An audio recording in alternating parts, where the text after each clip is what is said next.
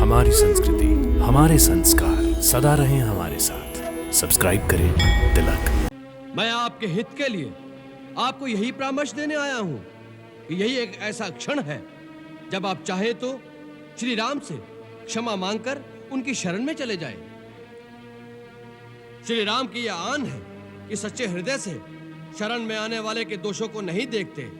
जिसने शरण में आकर पुकारा कि मेरी रक्षा कीजिए प्रभु, मेरी रक्षा कीजिए, ऐसी आर्त पुकार सुनते ही प्रभु अपने शरणागत को अभय प्रदान कर संसार के समस्त दुखों से मुक्त कर देते हैं। उनके बाणों में तीनों लोगों को एक साथ भस्म कर देने की शक्ति होते हुए भी वो एक सच्चे वीर की भांति दया को नहीं छोड़ते। इसलिए आप मेरी मानिए, इसी समय गले में कुल्हाड़ी डालकर और दांतों में तिनका दबाकर अपने समस्त कुटुंबियों के साथ श्री राम की शरण में जाकर माता जानकी को बड़े आदर के साथ उनके पति को लौटा दें। श्री राम ऐसे उदार और कृपालु हैं कि आपके क्षमा शब्द कहने से पहले ही वो आपको क्षमा कर देंगे। अच्छा, हमारे क्षमा मांगने पर वे हमें क्षमा कर देंगे, इस बात का तुम हमें विश्वास दिलाते हो? हम सीता को लेकर अपने कुटुंब सहित दांतों में तिनके दबाए उनसे क्षमा मांगने के लिए इतनी दूर उनके शिविर तक जाएं और वे हमें क्षमा न करें और बंदी बना ले तो सारा जग हम पर हंसेगा। इस बात का विश्वास हमें कैसे हो? महाराज रावण, प्रभु पर विश्वास रखना ही पड़ता है। जिसे प्रभु पर पूर्ण विश्वास नहीं होता उसे प्रभु की प्राप्ति कभी नहीं हो सकती।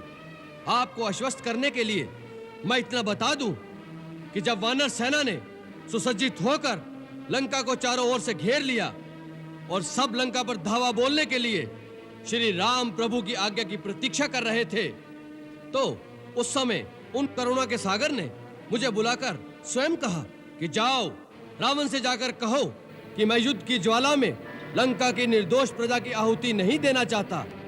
यदि वो जानकी को पूरे सम्मान के साथ मेरे हवाले कर दे तो मैं अभी उसे क्षमा कर दूंगा और लंका से वापस चला जाऊंगा। मैं शांति चाहता हूं। तुम मेरे शांति दूत बनकर महाराज रावण के पास जाओ। यह बात राम ने स्वयं कही? तुम मुझे मेरी सीता दे दो, मैं वापस चला जाऊंगा। मैं युद्ध नहीं करूंगा, मुझे शांति चाहिए। जी महाराज, उन्होंने स्वयं कहा था। यही बात तो हम तुम्हारे मुंह से सुनना चाहते थे।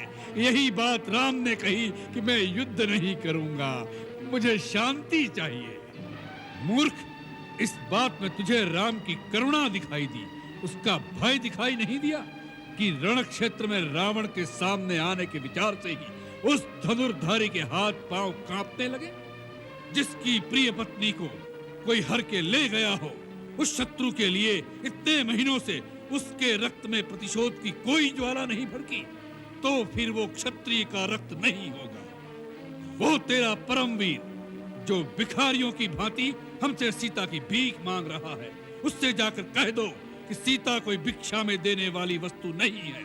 ऐसे अनमोल रत्न को तो अपने बाहुबल से जीतना पड़ता है। माता सीता को उन्होंने अपने बाहुबल से ही जीता था।